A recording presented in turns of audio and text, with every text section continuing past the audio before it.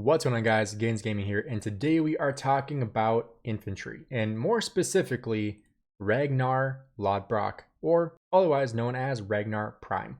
Now, Ragnar Prime is actually a special commander in a specific KVK, King of all Britain, and I maxed him out for that KVK, and he was absolutely fantastic. He was amazing. He did very, very well in that KVK. As of right now, I've had him for almost a year. I've had him for the last 8 months, almost exactly, because today is the 15th of August at the time of this recording, and I expertised him on December 19th, 2024. And since then, he has got me 11,445,101 total kills. Now, that sounds great, right? No, it's not. And he was actually benched during my last KVK because he was so outstandingly bad that I would rather put nothing on the field than him. And I just being completely honest. And I am somebody who had maxed out infantry tech. I had everything maxed out for infantry, and my infantry still did awful. They were still horrible. I was disgusted with how bad my infantry traded. And when you look at how all of my commanders did, he was my worst performing commander in KVK by a long shot. He didn't even get 2 million kills the entire KVK. I ended up benching him during Kingsland. It was just awful.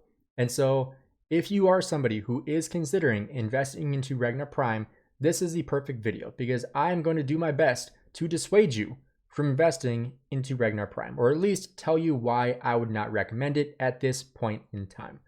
Now, one thing that I will say is great about Ragnar is that in the King of all Britain KVK, he is fantastic. He is a great commander.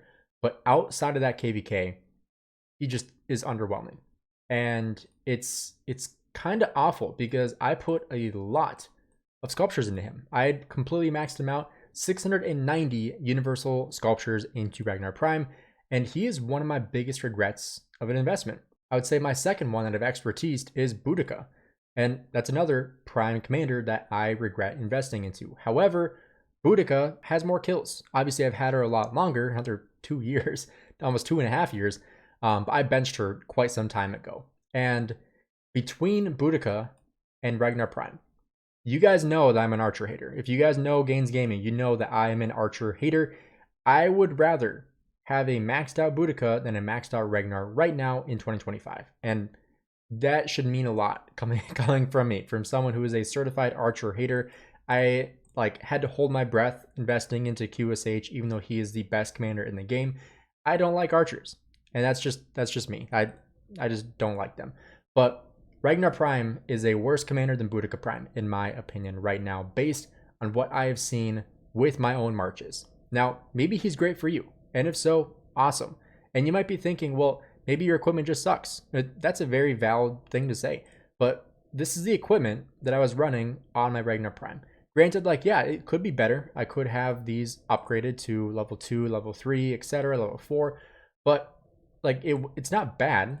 And then you add in the armaments I had, all very good. The stats: 8.3 attack, 10.1 defense, 7.8 health, 1.3% all attack. Plus we had robust, we had brutal, we had war flames, and we had focus fire.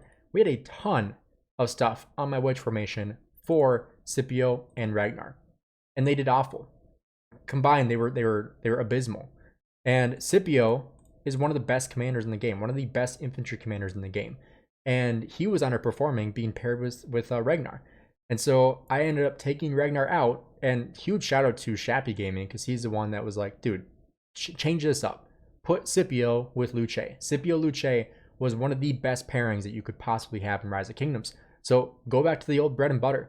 And yeah, Luce, you want to be able to use pincer, but I put my Scipio Prime with my Luce, and the trades were substantially better.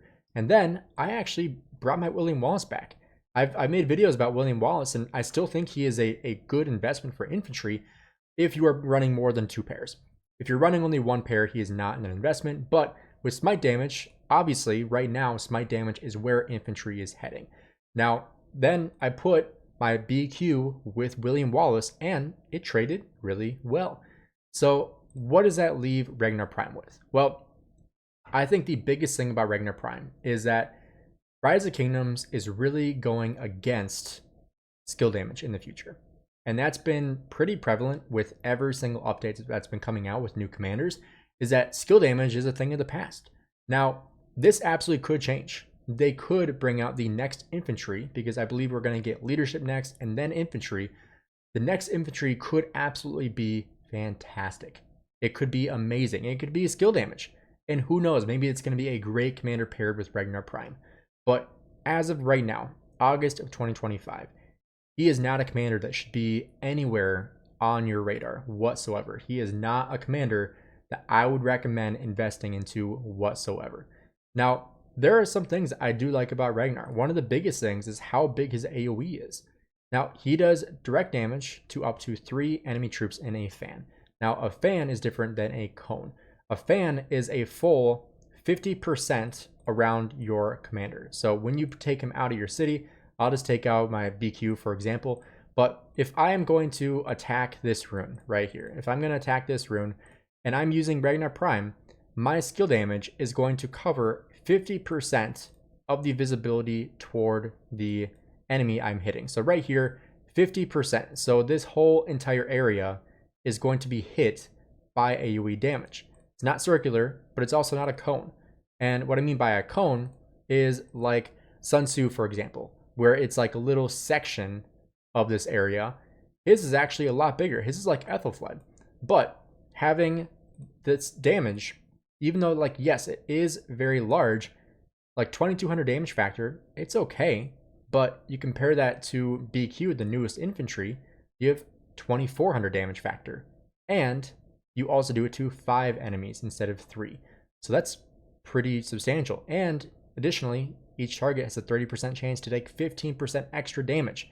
Let's compare that to Ragnar Prime. All troops hit by the skill take additional damage every second for the next 2 seconds. So yes, he's doing extra damage there, but up to 3 enemy troops.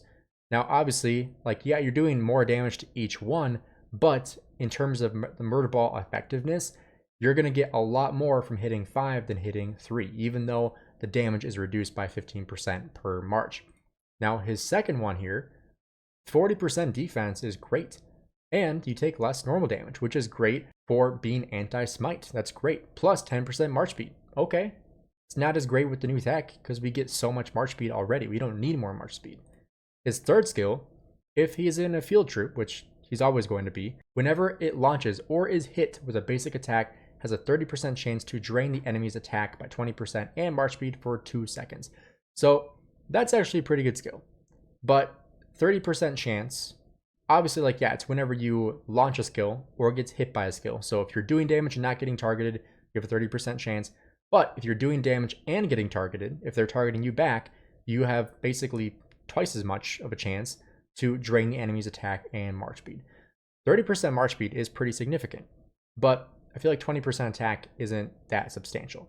It is more so with this new tech because you don't get as much attack, but I don't think it's an okay skill. Don't get me wrong. The march speed is great in the open field, but it's just an okay skill, I think, because of the 30% chance. His fourth skill is very tanky. You take 25% less skill damage. That sounds pretty good. But again, skill damage, who has skill damage now? Not a lot of the meta commanders. So this skill sounds really, really good, but in reality, who's doing skill damage? Not that many. So this is a lot less beneficial than it would have been 2 years ago. 2 years ago, this would have been like, holy crap, might be one of the best commanders in the game. Not anymore. Not with where troops are going, not with where commanders are going in the future, because this is less and less and less prevalent in Rise of Kingdoms in 2025. Now, additionally, every time the troop reaches 70% of rage, gains a 15% bonus to skill damage dealt for 4 seconds. So that's pretty solid. I mean, you're probably going to be able to get another skill off within those 4 seconds. So you're getting 15% bonus to skill damage for your primary and secondary commander, most likely, but you need a rage engine. So he's probably not the best person to have as the primary. That's why I think Scipio primary would be better. I've kind of mixed both of them and I haven't seen that much of a difference, but maybe that is kind of the key, is to have him as a secondary. But then let's go over his expertise. You basically just boost your first skill by 200 damage factor on your first skill, which is okay, like yeah, you're doing more damage, but it would have been nice if this like added an extra component to his skill kit, because overall it feels underwhelming. And when he first came out, it was awesome. I think I made a video like, holy crap, this is a great commander. But as of right now, and especially how he's been performing in KVKs, it's just so bad. His first KVK, he did great because it was in King of All Britain, completely different.